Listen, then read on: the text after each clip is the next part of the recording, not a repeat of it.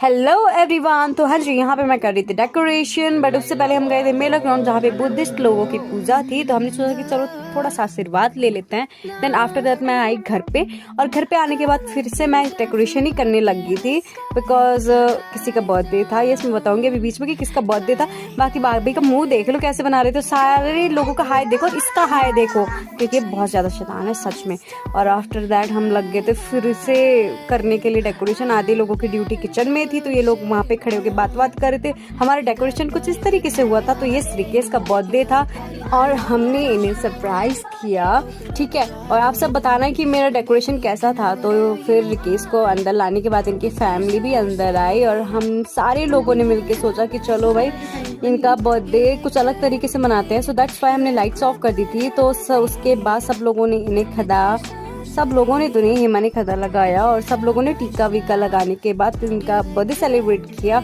और केक वेक कट करने के बाद सबने इनको खिलाया और इन्होंने भी सबको खिलाया।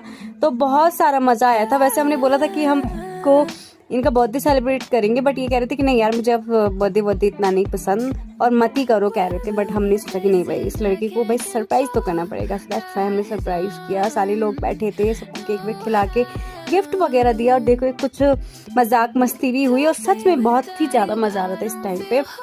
फिर उसके बाद हम सारे लोग बैठे थे क्योंकि बहुत ज़्यादा लेट हो गया था, और भाभी वगैरह भी आई थी, और भाभी लोगों ने भी आशीर्वाद दिया।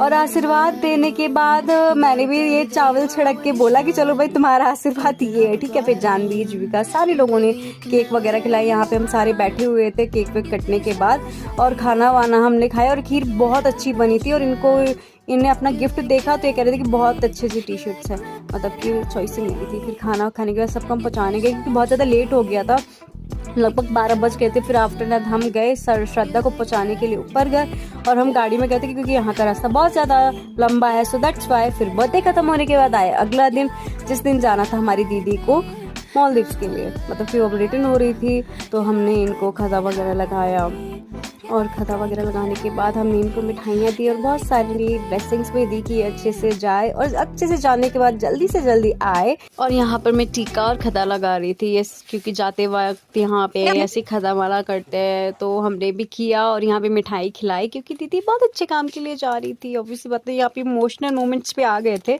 और बस रोने धोने के बाद रिकेश जा रहा था ये बड़ी सी ट्रॉली लेके, मतलब हो तो नहीं रहा था इससे, बट फिर भी जबरदस्ती लेके जा रहा था। मैंने कहा चलो छोड़ो। फिर इसके बाद आधे घंटे बाद आई गाड़ी, क्योंकि किसी ने गाड़ी का टायर पंचर कर दिया था, तो हमने थोड़ी देर रुके।